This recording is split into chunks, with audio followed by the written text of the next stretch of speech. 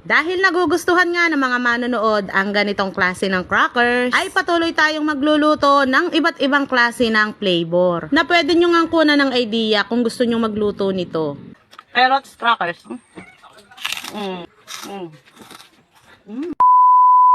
Mga mi, kamakailan nga lamang ay nagluto ako nitong nagtrending nating malunggay crackers. At ngayon na may susubukan nating magluto nitong carrots crackers at hahaluan din natin yan ng ating bidang malunggay. Yes, bidang-bida nga itong ating malunggay dahil ito nga ang nagustuhan ng ating mga viewers. Biruin nyo, nung gumawa ako, 15 million views. Oh, san ka pa? Kaya naman sabi ko bakit hindi tayo gumawa ng iba't ibang flavoran eh. Ito nga yung naisip kong gawin dahil may nag-request nga nito. Siyempre, yung request ng ating mga viewers ay ating susundinan eh. Natalupan ko na ang carrots at isang piraso nga lang pala ang aking gagamitin dito. Ito nga ibinaa ko sa gitna, putulin din ng pahaba at atin itong i-chop katulad ng ganito. Inilagay ko nga rin ito sa isang pinggan kasama na nga itong ating malunggay. Kinuha ko na nga rin itong ating food processor na talagang isa na ring bida dito sa ating crackers. Inilagay ko itong carrots at itong ating malunggay. Titimplahan ko yan ng onion powder, garlic powder at konting asin. 2 cup ng tubig ang aking inilagay dyan para magiling ng husto itong ating gulay. Nasa loob nga namin ang saksakan o yung gilingan nga nitong ating food processor o makina. Kaya doon ko to dinadala kasi wala nga akong saksakan dito sa likod bahay namin. O diba, paminsan-minsan magpapaliwanag tayo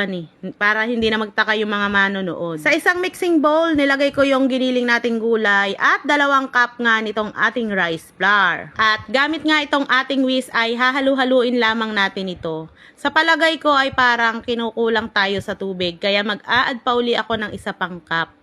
At sure ako na makukuha na natin yung consistency na ating hinahanapan eh. Parang dough, ayan. Pero hindi.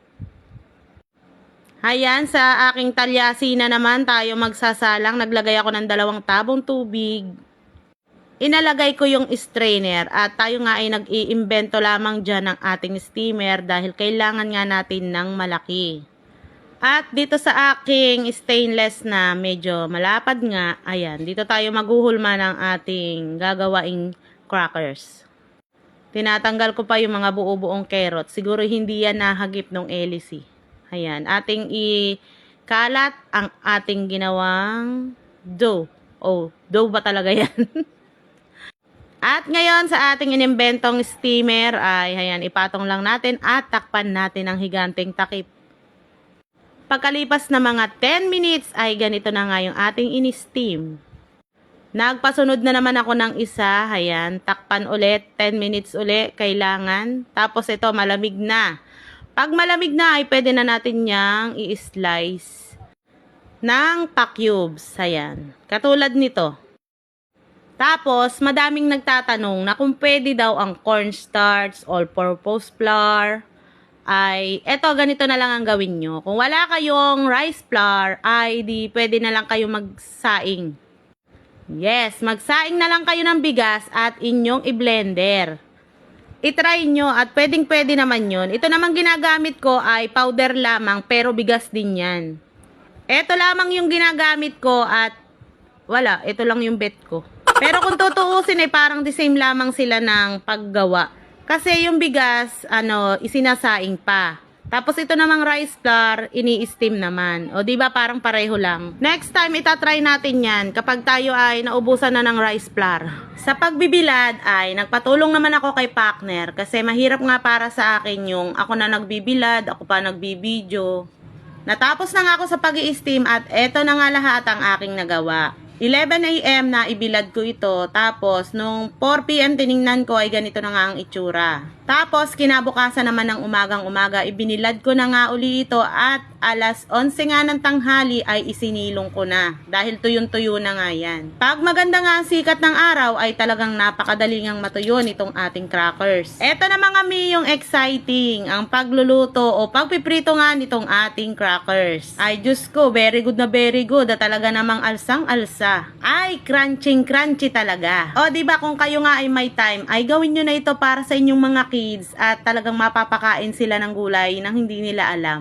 Meron nga pala akong nabili na chicken pastil na talaga namang mapapaulit ka sa sarap. Ito yung chicken pastil na special original ni KRA Stories. Sobrang napaka-safe pa nga nito at selyadong selyado. Sa unang bukas mo pa nga lamang ay talagang mapapakanin ka na. Sa mga busy nga dyan sa trabaho, hindi na makapagluto o wala nang time magluto ng kanilang ulam na pambaon, ay pwedeng-pwede nga ito.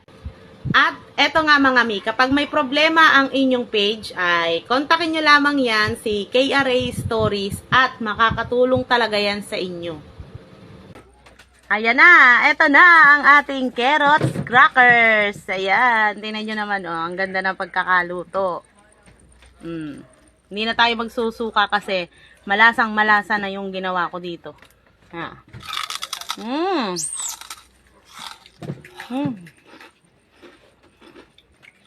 Napakasarap ng lasa ng carrots crackers.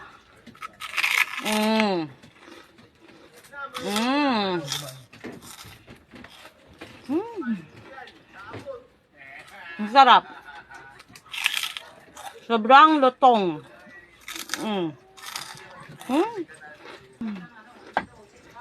Meron tayo dito cheese powder. Lagyan natin. Sasabihin ng iba, hindi na to healthy kasi may cheese na. Optional lang to. Ito ay para sa akin lamang. At kung pwede naman, kainin nyo lang yung ganito. Wag na nyong lagyan nito. Ha? Huwag nyo nang lagyan nito. Optional lang to. Ito na yung aking cheese powder. Medyo nagbuo-buo na. Ayan. Tingnan natin kung... Ayan, may cheese powder na.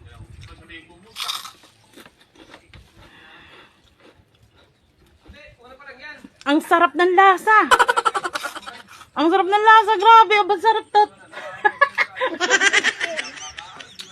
Ang sarap ng lasa kapag may cheese powder. Ayan, ha? Optional lang to. Huwag kalilimutan. Optional lang ang cheese powder. Kung gusto nyo maging healthy talaga, huwag nyo nang lagyan. Ha? Huwag nyo nang lagyan.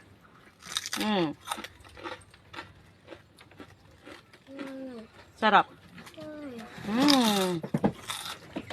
Shout out kay Ernie Amora from Japan. Nag-send siya ng star sa akin. Thank you! Ayan, kung nagustuhan nyo nga at nakarating kayo sa dulo ng video ito ay please like, follow, and share. Thank you for watching. Bye-bye!